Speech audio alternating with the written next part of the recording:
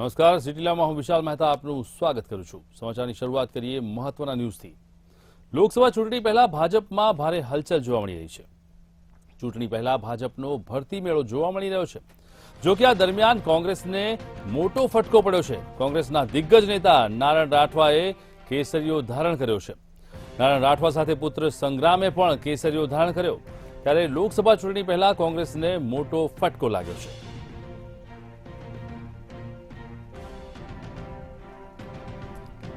જોઈએ નારણ રાઠવા હવે કેસરીયો ધારણ કર્યો છે અને સાથે જ તેમના પુત્ર સંગ્રામે પણ કેસરીયો ધારણ કરતા ઇલેક્શન પહેલા કોંગ્રેસને મોટો ફટકો લાગ્યો છે। ચૂંટણી પહેલા ભાજપની અંદર ભરતી મેળાની શરૂઆત થઈ ગઈ છે, જેમાં સૌથી પહેલા કોંગ્રેસના દિગ્ગજ નેતા નારણ રાઠવાએ અને તેમના દીકરા સંગ્રામે આજે કેસરીયો ધારણ કર્યો છે। લોકસભા ચૂંટણી પહેલા કોંગ્રેસને લાગ્યો મોટો ઝટકો। કોંગ્રેસના દિગ્ગજ નેતા નારણ રાઠવાએ કેસરીયો ધારણ કર્યો છે। જોઈએ સમાચાર સામે આવી રહ્યા છે। કોંગ્રેસના દિગ્ગજ નેતા નારણ રાઠવા કે જેમણે આજે કેસરીયો ધારણ કર્યો છે અને સાથે જ તેમના પુત્ર સંગ્રામ રાઠવાએ પણ કેસરીયો ધારણ કરતા કોંગ્રેસને મોટો ઝટકો લાગ્યો છે। ચૂંટણી પહેલાની ગતિવિધિઓ શરૂ થઈ ગઈ છે। લોકસભા ચૂંટણી પહેલા જ કોંગ્રેસને સૌથી પહેલા મોટો ઝટકો લાગ્યો છે।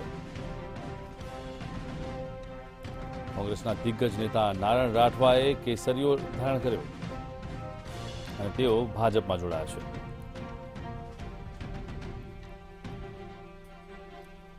તો આજ મુદ્દે મારી સાથે જોડાયા છે અમારા સંવાદદાતા ઉજ્જવલ વ્યાસ। ઉજ્જવલ, જણાવો કે જે રીતે એક તરફ લોકસભા ચૂંટણીની તૈયારીઓ શરૂ થઈ છે, ત્યારે સૌથી પહેલો ઝટકો કોંગ્રેસને દિગ્ગજ નેતા નારણ રાઠવા અને સંગ્રામ રાઠવા સીધો જ કેસરીયો ધારણ કરી અને ભાજપમાં જોડાયા છે। શું છે સમગ્ર માહિતી?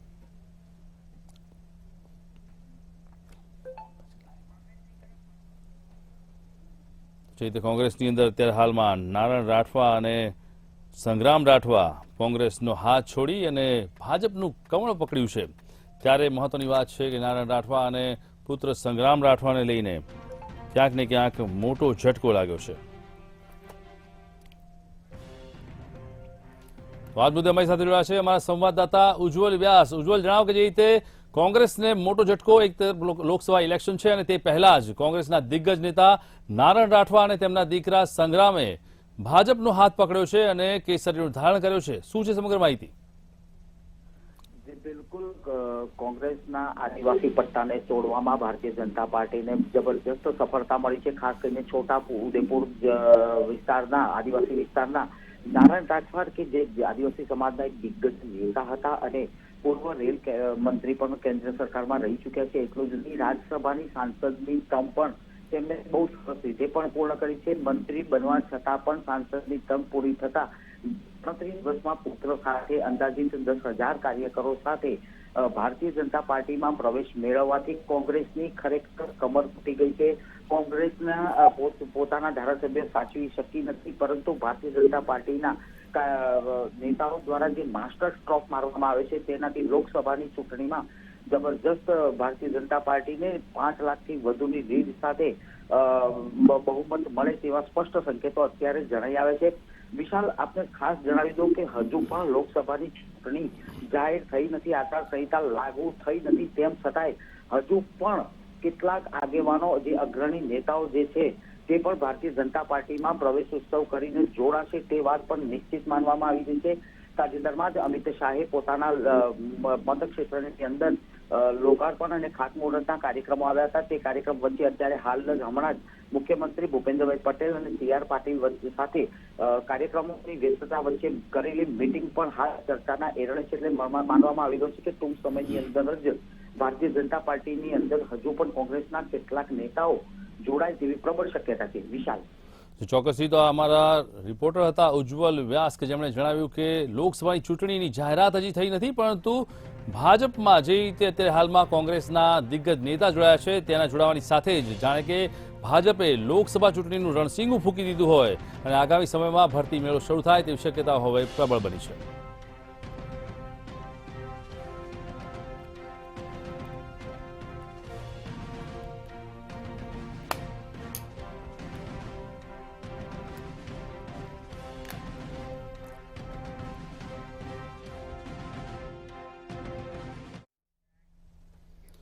તો ગાંધીનગરના પેથાપુરથી કેન્દ્રીય નેતા અમિત શાહ છે તે સંબોધન કરી રહ્યા છે, સીધા જ જઈએ ત્યાં. સ્વપ્ન એવું ઘરનું ઘર આપવાનો કાર્યક્રમ આજે અહીંયા પર આયોજિત થયો છે.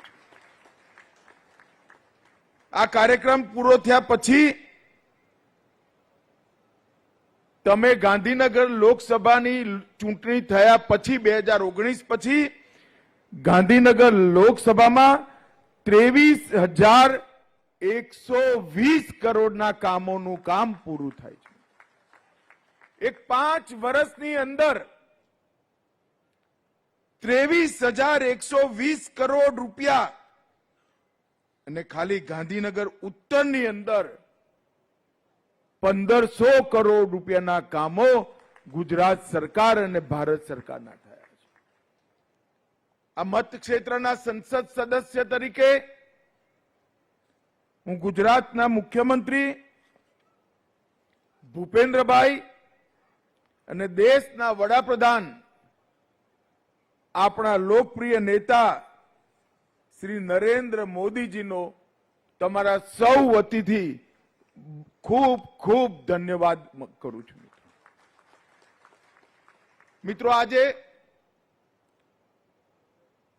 થોડાક સમય પછી જ્યારે લોકસભાની ચૂંટણીના પડઘમ વાગવાના છે એવા સમયે હું તમારા સૌની સામે ઉપસ્થિત થયો છું.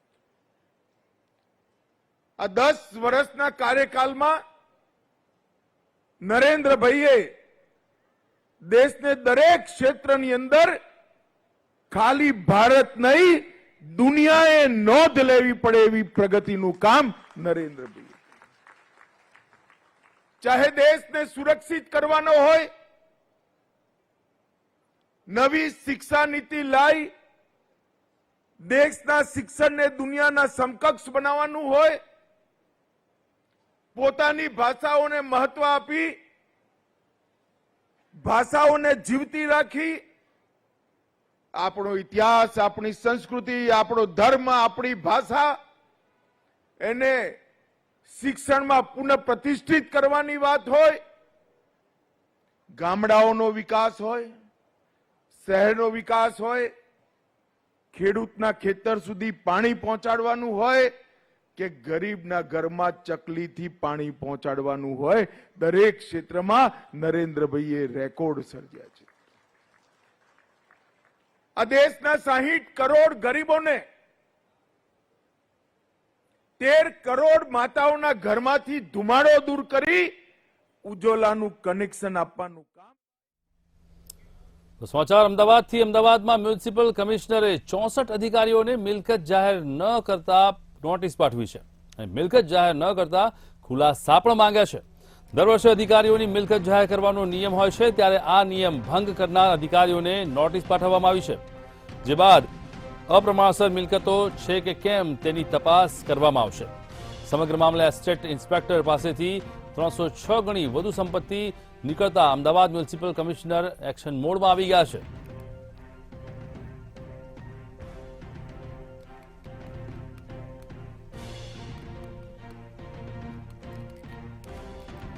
જે રીતે નિયમ ભંગ કરવામાં આવ્યો છે, ખાસ કરીને મિલકત જાહેર કરવાને દર વર્ષે નિયમ હોય છે, તેમ છતાં મ્યુનિસિપલ કમિશનરની સૂચના બાદ પણ અનેક અધિકારીઓએ પોતાની મિલકત જાહેર કરી નથી અને એટલા માટે જ અપ્રમાણસર મિલકતોને ધ્યાનમાં રાખીને તપાસ કરવામાં આવશે. જે લોકોએ પોતાની મિલકત જાહેર નથી કરી તેવા અધિકારીઓને નોટિસ પણ પાઠવવામાં આવશે. ખાસ કરીને 64 અધિકારીઓને મિલકત અંગે નોટિસ પાઠવવામાં આવી છે. મિલકત જાહેર ન કરતા તેમની પાસે ખુલાસા પણ માંગવામાં આવ્યા છે. તો આજ મુદ્દે અમારી સાથે જોડાયા છે અમારા સંવાદદાતા મેહુલ દુધરેજિયા. મેહુલ, જણાવો કે જે રીતે અત્યારે હાલમાં તમામ લોકોને જે 64 અધિકારીઓ છે તેમને નોટિસ પાઠવવામાં આવી છે કારણ કે તેમણે મિલકત અંગેના ખુલાસા નથી કર્યા. શું છે સમગ્ર માહિતી?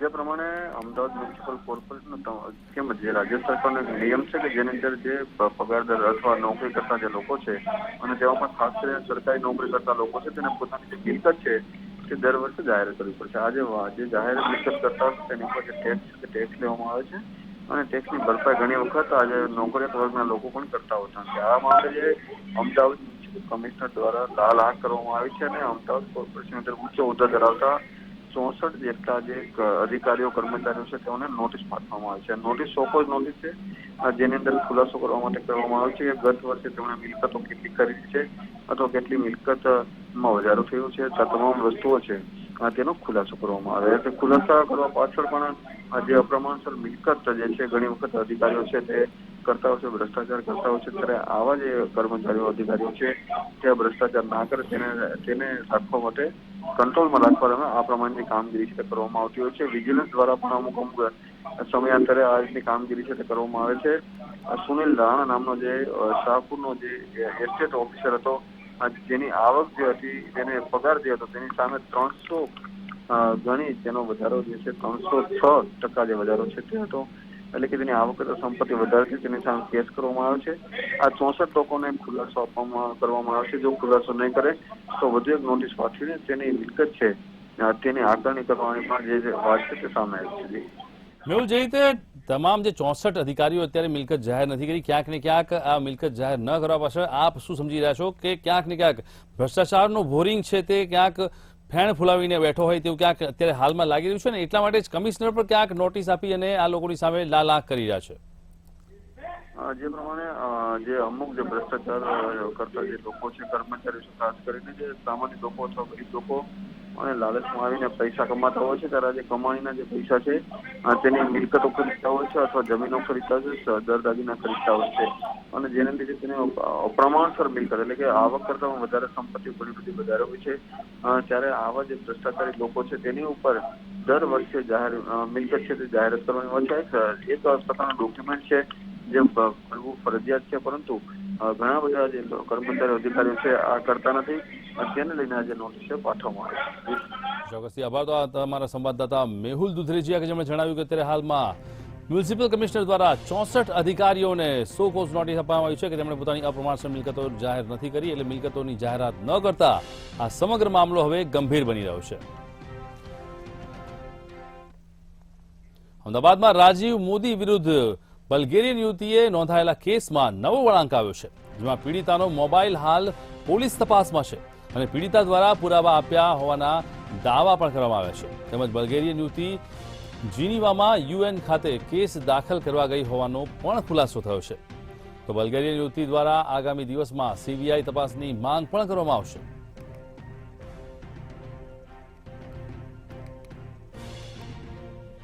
રાજીવ મોદીની દુવિધાઓમાં વધારો થઈ રહ્યો છે. જે રીતે પીડિતા દ્વારા પુરાવાઓ આપવામાં આવ્યા છે અને ખાસ કરીને પીડિતાનો મોબાઈલ છે તે પોલીસ તપાસમાં આપવામાં આવ્યો છે, ત્યારે પીડિતા દ્વારા પુરાવા આપ્યા હોવાનો દાવો કરાયો છે.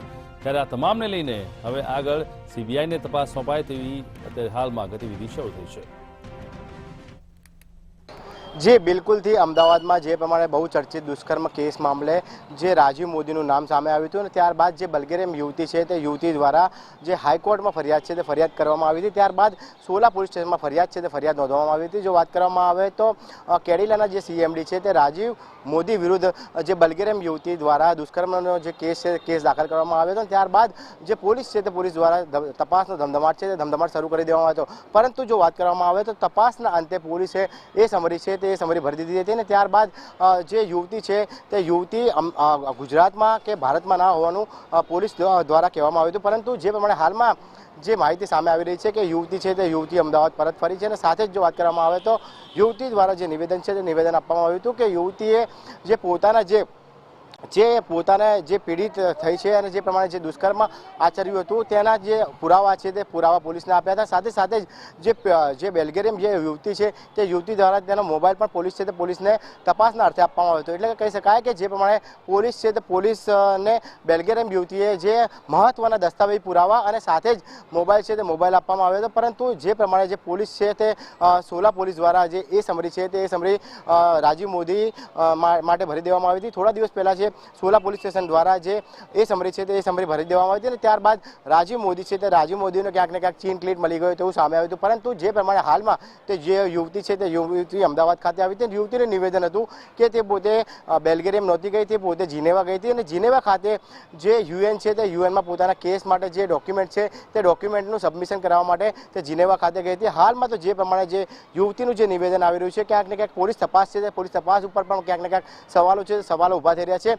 જે પ્રમાણે સોલા પોલીસ દ્વારા જે એ સમરી ભરી દેવામાં આવી હતી, ક્યાંક ને ક્યાંક જે પુરાવાઓ છે તે પુરાવાઓને ચેક કરવામાં આવ્યા હતા કે નહીં અને શા કારણોસર આટલી જલ્દી એ સમરી છે તે એ સમરી સોલા પોલીસ સ્ટેશન દ્વારા ભરી દેવામાં આવી હતી, તેને લઈને પણ ક્યાંક ને ક્યાંક બેલ્ગેરિયમ યુવતી છે તે ક્યાંક ને ક્યાંક નારાજ છે, તે નારાજ જોવા મળી છે. અને હાલમાં જો વાત કરવામાં આવે તો જે બલ્ગેરિયમ જે યુવતી છે તેનું સ્પષ્ટપણે કહેવું છે કે તે ન્યાય માટે સુપ્રીમ કોર્ટ સુધી પણ જઈ શકશે અને યુએન સુધી પણ જઈ શકશે. એટલે કે જોવાનું એ રહ્યું કે હવે જે પ્રમાણે જે પોલીસની કાર્યવાહી છે તે પોલીસ કઈ દિશામાં કાર્યવાહી કરશે. યુવતી દ્વારા જે નિવેદનો આપવામાં આવ્યા હતા, યુવતી દ્વારા જે પુરાવા આપવામાં આવ્યા હતા, તે સંયોજિત પુરાવાના આધારે પોલીસ દ્વારા કામ કરવામાં આવશે કે નહીં, ક્યાં તો પછી જે રાજીવ મોદી છે જે કેરળના જે સીએમડી છે તેને ફરીથી ક્લીન ચીટ આપવામાં આવશે. જી અને ખાસ કરીને સીબીઆઈમાં યુવતી દ્વારા માંગ કરવામાં આવશે તપાસની, ત્યારે હવે રાજીવ મોદીની તકલીફો વધી રહી છે. વિશ્વ પ્રખ્યાત જૂનાગઢમાં યોજાતા મહાશિવરાત્રીના મેળાને લઈને ગણતરીના દિવસો જ બાકી રહી ગયા છે. 5 થી 8 તારીખ સુધી મહાશિવરાત્રીના મેળાનું આયોજન કરવામાં આવ્યું છે. શિવરાત્રી મેળાને લઈને કલેક્ટર કચેરી ખાતે યોજાયેલી બેઠકમાં શિવરાત્રીએ રવેડી નીકળવા મુદ્દે અમુક સંતો વચ્ચે વિવાદ સર્જાયો હતો. જે મામલે ભગવાન ભવનાથ જૂના અખાડા ખાતે જૂના અખાડા અને અગ્નિખંડ અખાડા અને અસહ્ય અખાડામાં વરિષ્ઠ સંતો ઉપસ્થિત રહેતા, જેમાં ભવનાથ મંદિરના મહંત અને સંતો મહંતો જોડાયા હતા, જેમાં સર્વાનુમતે ઠરાવ પસાર કરાયો છે.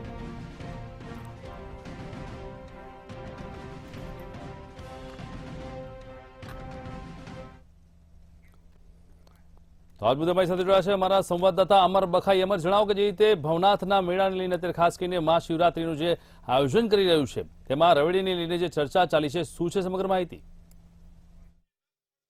જે ચોક્કસ કે વિશ્વ પ્રખ્યાત જૂનાગઢનો જે મહાશિવરાત્રીનો મેળો છે તેને આગામી જે 5 માર્ચથી 8 માર્ચ સુધી યોજાવા જઈ રહ્યો છે, જેને લઈને તંત્ર દ્વારા તમામ તડામાર તૈયારીઓ શરૂ કરી દેવામાં આવી છે.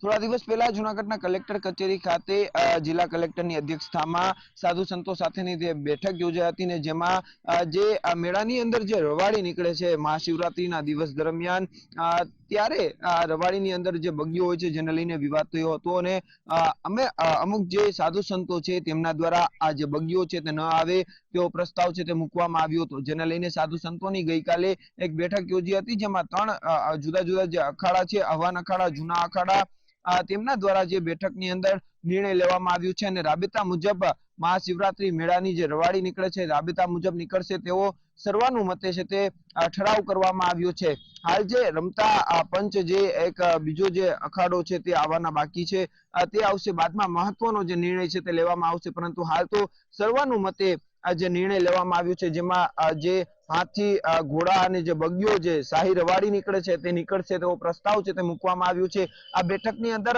ભવનાથ મંદિરના જે મહંત છે હરિગીરી મહારાજ, મુચકુંદ ગુફાના મહંત મહામંડલેશ્વર મહેન્દ્રનંદ ગિરી અને જે ગિરનાર મંડળ સાધુ સમાજના જે અધ્યક્ષ છે ઇન્દ્ર ભારતી મહારાજ, આ તમામ સાધુ સંતોની ઉપસ્થિતિમાં આ બેઠકનું જે બેઠક યોજવામાં આવી હતી ને જેમાં મહત્વના નિર્ણયો લેવામાં આવ્યા છે. બીજી તરફ રવાડીની અંદર જે સાધુ સંતોની સાથે તેમના અનુયાયીઓ હોય છે તે મોટી સંખ્યામાં આવી જતા હોય છે, તો તે ન આવે જેને લઈને પણ બેઠકમાં નિર્ણયો લેવામાં આવ્યા છે.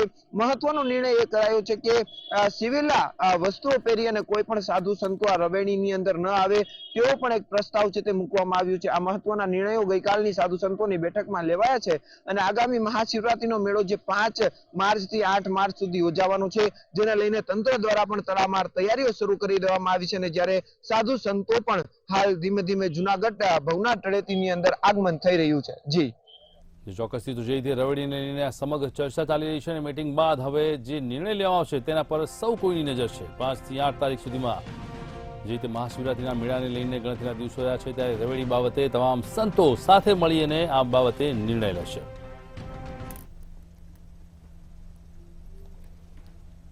વાત કરીએ જેમાં સર્વાનુમતે ઠરાવ પસાર થાય તેને લઈને આ સમગ્ર નિર્ણય લેવામાં આવ્યો હતો અને રવેડીને લઈને જે વાત કરાઈ છે તેમાં હવે આગળ વાત કરીએ ભાવનગરમાં ગર્ભવતી મહિલાનું મોત થયું છે, ત્યારે ડોક્ટરની બેદરકારીને કારણે મોત થવાનો પરિવારજનો આક્ષેપ કરી રહ્યા છે. ડોક્ટરની બેદરકારીથી મોત થયાનો આક્ષેપ. ત્યારે મહત્વપૂર્ણ બ્રેકિંગ ન્યૂઝ ભાવનગરથી. જે રીતે ભાવનગરમાં ડોક્ટરની બેદરકારીનો કિસ્સો સામે આવ્યો છે, જેમાં માનસીબેન ગોહિલ નામના મહિલાનું લોહી બંધ થતાં જ સરટી હોસ્પિટલ ખાતે મોત થયું છે અને વિવાદ વકરી રહ્યો છે.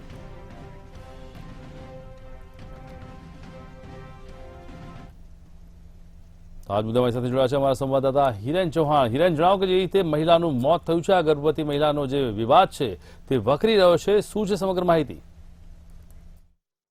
જે ભાવનગર ચિત્રા વિસ્તારમાં રહેતા મનીષાબેન હરેશભાઈ ગોયલ નામની જે પ્રસૂતિ મહિલા હતી તેને સવારે ચિત્રા વિસ્તાર જીઆઈડીસીની અંદર ચિત્રા મેડિકલ સેન્ટર ખાતે પ્રસૂતિ માટે લઈ જવામાં આવી હતી અને ત્યાં આગળ સૌપ્રથમ ડૉક્ટર દ્વારા તેમનું સિઝેરિયન કરવાનું છે તેમ કહેવામાં આવ્યું હતું અને ત્યારબાદ તેમની ગર્ભાશયની કોથળી નીકાળી દેવામાં આવે તેવું પણ જણાવવામાં આવ્યું હતું, જેને લઈને પરિવારની સહમતિથી ડૉક્ટર દ્વારા ઓપરેશન શરૂ કરવામાં આવ્યું હતું.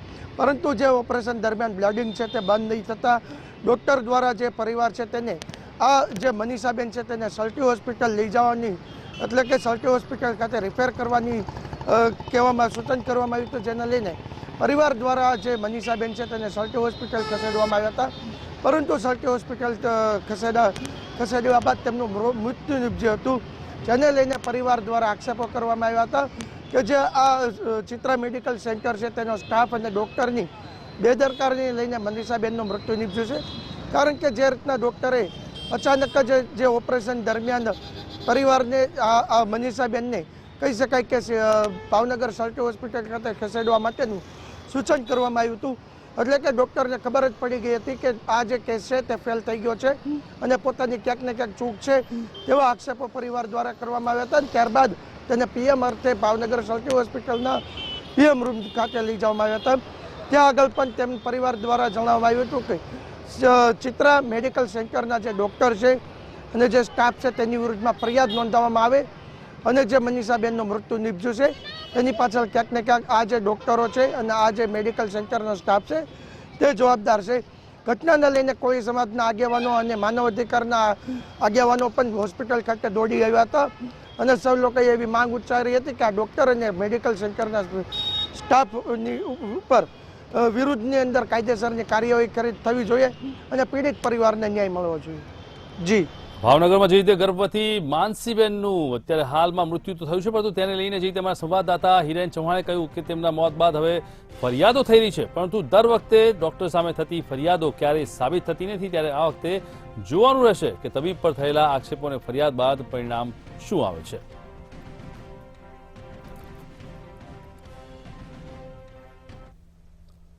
સમાચાર સુરતથી. સુરત જિલ્લામાં ફરજ બજાવતા મોટર વાહન વિભાગના ટેકનિકલ અધિકારીઓ અને નોન ટેકનિકલ સ્ટાફે કાળી પટ્ટી ધારણ કરી વિરોધ દર્શાવ્યો હતો. રાજ્ય સરકાર દ્વારા તેમની 19 જેટલી પડતર માંગણી પૂરી કરવામાં ન આવતા તેઓને વિરોધ નોંધાવ્યો છે અને જેમાં અધિકારીઓ દ્વારા આરટીઓ અધિકારીને આવેદનપત્ર આપવામાં આવ્યું છે. ખાસ કરીને વાત કરીએ જે રીતે આ સાથે જ તેઓની માંગણીઓ નહીં સંતોષાય તો અધિકારીઓએ માસ સીએલ પર ઉતરવાની પણ ચીમકી ઉચ્ચારી છે. જી બિલકુલથી રાજ્ય સરકાર અને ટ્રાન્સપોર્ટ જે કમિશનર છે તેમની સામે ટેકનિકલ આરટીઓ દ્વારા બાયો ચડાવવામાં આવી છે અને ટેકનિકલ આરટીઓ દ્વારા કહી શકાય કે વિરોધ પ્રદર્શન કરવામાં આવી રહ્યું છે.